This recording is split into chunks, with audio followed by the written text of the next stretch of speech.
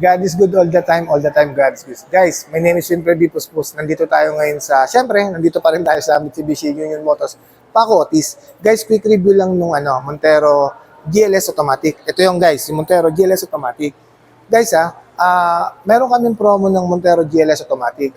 35,000 cash out. Tapos, ang previous na ibibigay ko sa inyo, yung Black Series look, yung lahat, gagayahin natin yung itsura ni Black Series look.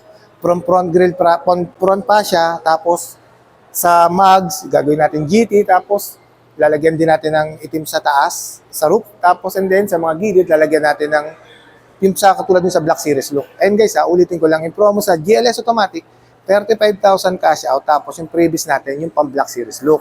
Ngayon guys, ito yung pinakamaganda kung ba't ako nag-video ngayon. Kasi guys, yung promo namin ngayon kay Montero Sport GLX manual, wala kayong ilalabas na cash out. Wala kayong ilalabas na cash out, zero cash out, tapos ang promo ibibigay ko sa inyo guys, worth 60,000 freebies. Guys, yung worth 60,000 freebies na yun guys, manggagaling yun doon mismo sa accessories namin. Dito yung guys, in-house accessories yung guys. So hindi kayo magwo-worry kung mabovoid yung warranty nyo. Kasi lahat guys, worth 60,000 guys, lahat ng gusto nyo pakabit, lahat dito sa Montero GLX manual, ikakabit namin nang hindi mabovoid yung warranty nyo. Ulitin ko lang guys wala kayong ka-cash out kay Montero GLX manual, tapos meron kayong worth 60,000 na previous na hindi mabovoid yung warranty nyo. Ayun guys, ngayon, simulan natin yung di-demo ko na. Yung exterior ni Montero GLS Automatic kay Montero GLX manual. Guys, unang-unang pinagkaiba ni Montero GLS Automatic, meron siyang multi-around camera. Ito guys si Montero GLX manual, walang multi-around camera. Ayan GLS to guys, meron siyang multi-around camera. Si Montero manual, wala siyang multi-around camera. Tapos, pagdating naman sa kanyang headlight guys si Montero GLS Automatic, naka-LED type to. Yung projector headlight niya, LED na. Tapos, meron siyang daytime running light na LED.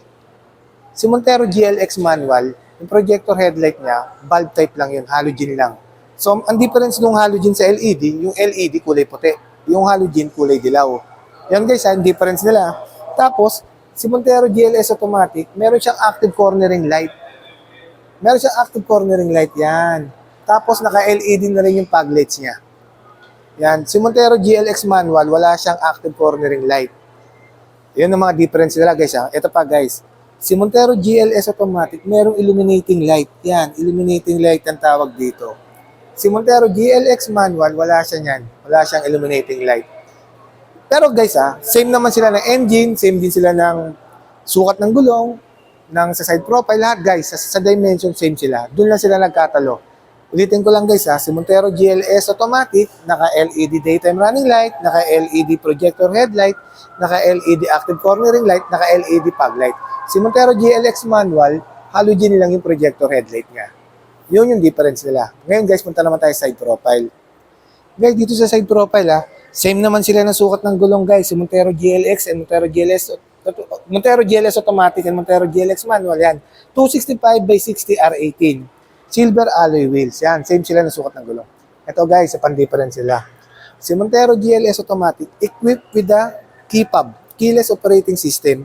Yung kahit na nasa bulsa mo lang yung susi o nasa bag mo, pipindutin mo lang to para magbukas para makapasok ka sa loob. Si Montero GLX manual, wala siyang ganito. Hindi siya pinipindot. Yan guys Pero same naman sila ng disc brake, same sila ng suspension, same sila na meron silang ABS with EBD, Hill Start Assist, meron din silang Mitsubishi Active Traction Control.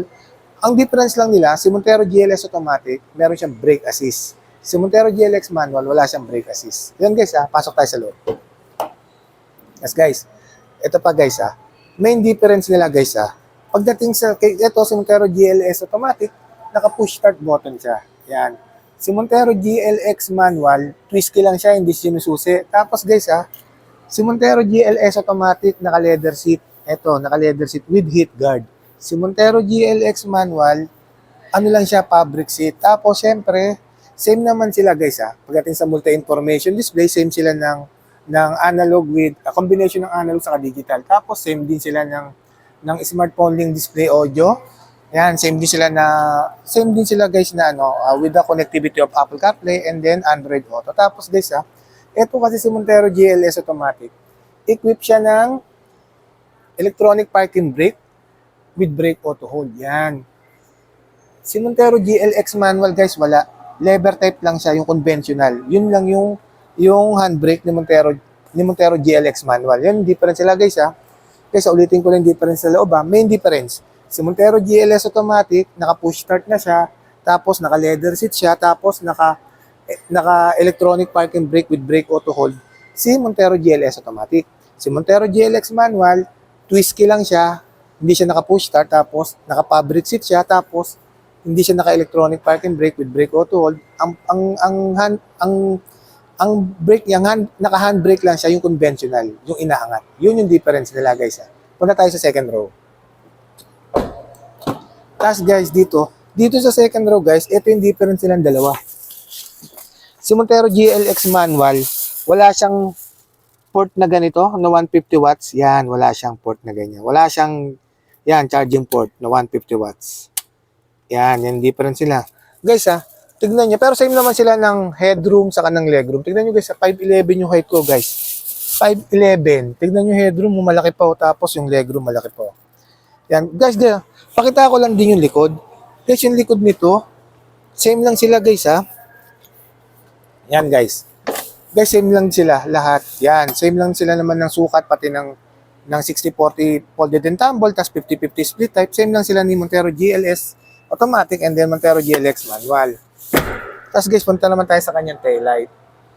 O nga pala guys fuel tank capacity, 68 liters.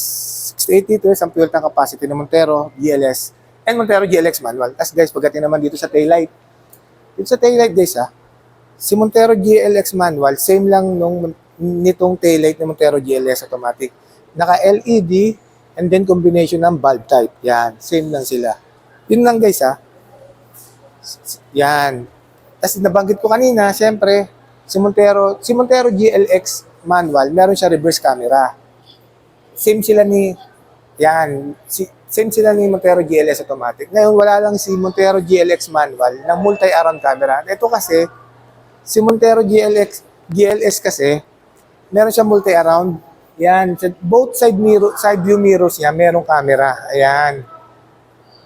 Tapos meron din sa front si GLS. Yun nga, si Montero GLX manual, reverse camera lang siya. Yun guys yun yung difference nila.